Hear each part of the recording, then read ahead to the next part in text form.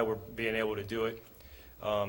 We have to realize, though, that on such short notice, the way that we handle a game in Tiger Stadium won't be exactly perfect. It probably won't be as good as a normal game as far as having a full staff of people to do concessions and having all the staffing that we normally do. I do want to thank, though, the police here and the sheriff in Baton Rouge. They have been terrific in reorganizing their plans and their schedule to help us out for the game. My kudos go out to our police and sheriff's departments. You've probably heard this already, but all the revenue from this game, all the ticket sales from this game, minus our expenses, will go to South Carolina. They are basically the home team for this game. The Red Cross will be here to accept monetary donations for the flood relief in South Carolina. Because of the short turnaround and getting ready for the game, we're going to allow fans to bring a bottle of water in with them to the game. One bottle per fan of water to bring into the game.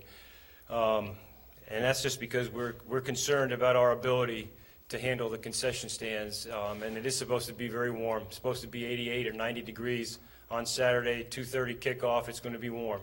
So we encourage our fans to bring a bottle of water with them and stay hydrated. Parking for this game, we're going to allow those people that have parking passes to use their Western Kentucky parking pass for Saturday's game. So the Western Kentucky parking pass will work for this game, and then we encourage our fans to keep that parking pass because it'll work again for the Western Kentucky game. Okay? So don't throw away your parking pass after the game. Keep it for the Western Kentucky game. We've had some people ask about painting the field for South Carolina colors, and while we really think that's a great idea, we're not going to be able to do that because we do have a game next week, and we need to get it. The field basically is going to be the same as it is always for a LSU game. But our goal is to make South Carolina feel at home. We want our fans to make them feel at home. We really hope our fans come out and support this game and support both teams. We will treat South Carolina as the home team for the most part. We'll be playing their music. We'll play some of their fight songs. We'll play their alma mater. So that's basically where we are. If any of you have any questions, I'd be happy to answer them for you. If you have a question, please raise your hand so we get a mic over to you. We are streaming this. Hey, Joe, can you give an estimate of what percentage of a full amount of staff it will be? 50%, 75% fully staffed? What do you think, Eddie? Probably around 75%. And how do you feel about their ability to handle everything that is a normal game day operation, 75% staff? We feel confident that we'll be able to handle that. We feel confident we'll be able to do it.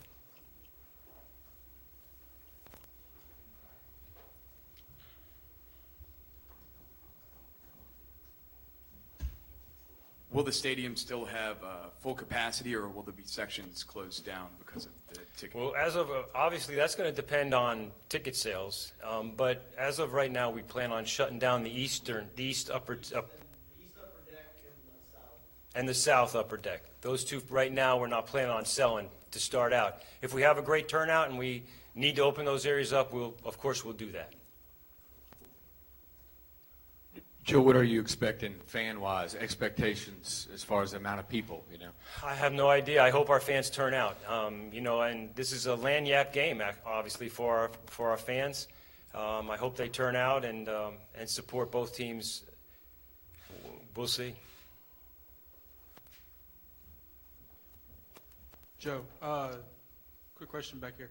Are you planning on giving any more seating to South Carolina? Is it going to be more of a first come, first serve? We've communicated with South Carolina with their needs, and as of right now, we don't have a concrete number, but we're going to accommodate them with whatever they like. But we're looking right now at maybe 1,000, 1,200, 1,300 because of the short nature of the turnaround here, you know, they don't anticipate bringing a lot of people with them. So like Brian said, 1,000 to 2,000 would be probably the most that they'll have.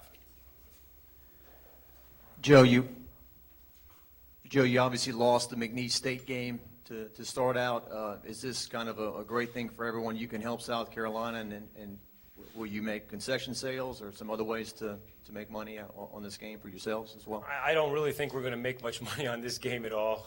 All the ticket revenue is going to go to South Carolina.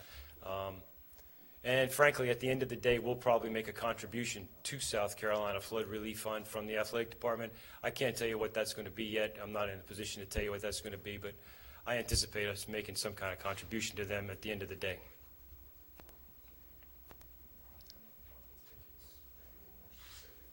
Sure. I'm going to bring up Brian Broussard, our ticket manager, and let him talk to you a little bit about tickets, because he knows a whole lot more about that than I do.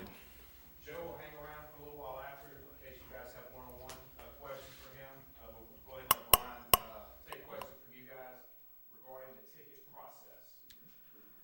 Currently, we are offering a number of different groups the opportunity to purchase tickets concurrently. So our season ticket holders are being offered by their ranking an opportunity to purchase seats. It won't be their same seats necessarily, but it will be best available based on the time of their window opening. And that's happening now and going on throughout the night with a deadline of Thursday, tomorrow at 5 p.m. Suite holders and club seat holders will be given the opportunity to purchase their same seats, same deadline, Thursday, 5 p.m. That's ongoing right now. All of this is happening on our website, lsutix.net, tix.net. LSU students, same thing, being given the opportunity to purchase tickets right now. Tickets are $5. All of this is online. They're being delivered, the tickets, as we speak.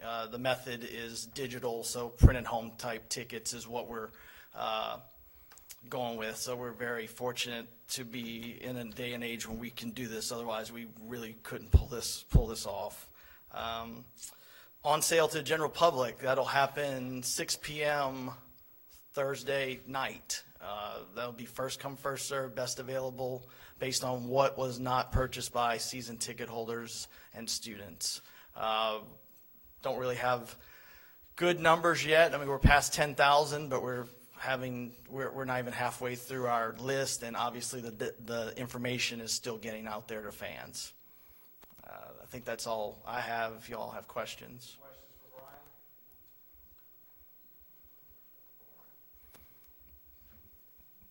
And what about people like your fans who purchase tickets through you for the game there?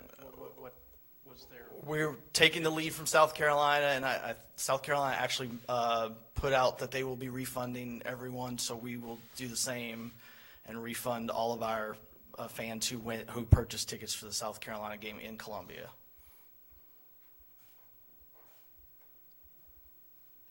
One more for Brian back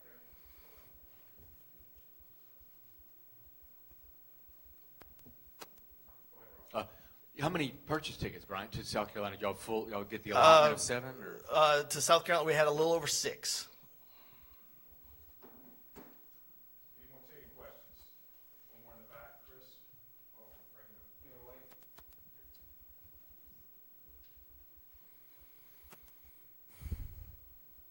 Brian, is there any greater risk for counterfeit tickets and things like that, or because they're scanned, is that an issue? I mean, the barcode will predominantly only let one in. Obviously, copies can be made, so we would advise fans not to buy tickets on the street. I mean, as of right now, there's a lot of tickets available, so we'd prefer, I mean, if you use some sense and buy them from us and just be done. Any other ticket questions? Yeah, will there be tickets sold on game day? We anticipate being available online 24 hours a day up until kickoff and beyond. So we will have our offices open. Based on demand, we anticipate having some satellite offices.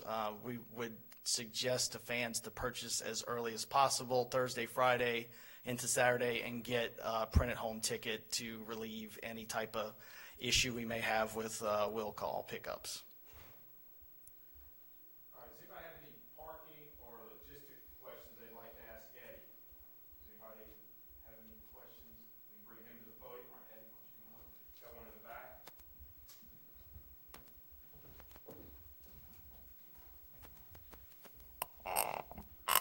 With the parking leaving Tiger Stadium, things like that, is it still going to be contraflow, or is it going to be changed up a little bit this week? At this point, because again, we've been working with our law enforcement agencies, we feel we will have all the necessary means to be able to do our traffic flow as it's been for the last several games. At this point, we don't see any change in that. So anticipate the same methods that our fans have seen coming into games as well as leaving Tiger Stadium. Eddie, you made a lot of the calls to set up the logistics. What was the response that you were getting from different vendors and people that you had to contact as you were, asking them to do something on very short notice and kind of bizarre circumstances? I think everybody expects it's going to be difficult from the beginning. I have to say every group that we reached out to was very forward in helping us and do everything they could to make this possible. Again, a lot of people have made plans from the concession, as Joe mentioned earlier, all the way down to our facilities groups and campus and the resources there. So after discussing this further with every group, we felt at the end of the day that everybody was able to give us the necessary means to be able to function this game. From a law enforcement standpoint, we will have fairly close to what we have on a regular football game. Some of the other areas like concessions and parking and some of that we're having to tweak here and there, but overall, very good response. Everybody's been understanding and willing to make this work. So as Joe mentioned, this is a home game for South Carolina, but our fans and our groups that work tight for all our games are on board and they're willing to make this a great experience. Any other questions? All right, thanks, Eddie. Still waiting on TV? I'm sorry, no TV yet. No TV. No, we don't have TV information yet. We'll get that to you as soon as possible. Les will meet with you guys back over at football in the team room at 6 o'clock. You guys want to break out and do some one-on-ones. Joe's got a few minutes, Eddie's got a few minutes, and Brian. Just a reminder that for you guys, also Western Kentucky parking pass, please use that and keep it. Or you have to talk to Ken.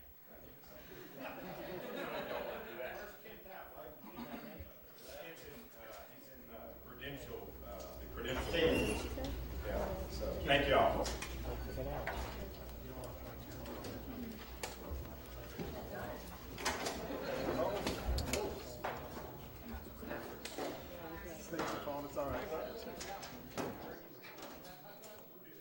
The LSU Athletics administration staff we heard from kind of walking us through the tickets, a lot of the logistics for this game this weekend. A lot of moving parts that are going into this, a lot of law enforcement, a lot of concession workers. I mean, Derek, is LSU going to be able to pull this off as seamlessly as we would hope? I think so. I think the biggest thing is it always looks at, luckily our city, we don't have to recover from these storms or anything like that. Having a lot of the officers come to the stadium, I think that was one of the big reasons why they had to move the game. They just wouldn't have the help that they usually get. So I think of any city that might be able to pull it off this weekend, I think it's us. But like they said, it's going to be tough to get all the workers to the stadium. Joe mentioned that they might have to close off 2 sections. They expect only about 1,000 to 2,000 South Carolina fans. So Tiger Stadium might be a little bit quieter, not as many fans, but I think we'll be able to pull this off. Absolutely. They said they may close both upper decks and just use the lower bowl section of the stadium, which seats about 50 to 60,000. This is going to be different because we usually see a packed house in Tiger Stadium for a game. So, I mean, Derek, this has to be one of the most odd occurrences. In the season, we started off with Cam Cameron's announcement, then we had Les ODing on coffee, then we didn't have McNeese, then we went on the road to Mississippi State. I mean, can you think of a college football season in history that has been plagued by as many things as this one? The timeline for this season is it's unbelievable. All these unfortunate events that we've had happen, but I can't think of any other team that's maybe had an effect like this. Maybe a team like Ohio State back in the national championship, a lot of stuff leading up to them, but I really can't think of anything else. But that's all the time that we have for today, you guys. Unfortunately, Mitch, anything else you want to say about this, about what's happened today, what we've heard? You know, a lot of logistics, a lot of different things going into this. We'll have all the latest information online at tigertv.tv and catch on our Twitter. And we will also have a live stream of Coach Les Miles speaking at 6 p.m. as well. And, of course, we'll have all the latest information on our website, on our Twitter, as it breaks. For Tiger TV, Derek Kopp alongside Mitch Rabalais. We'll see you right back here at 6.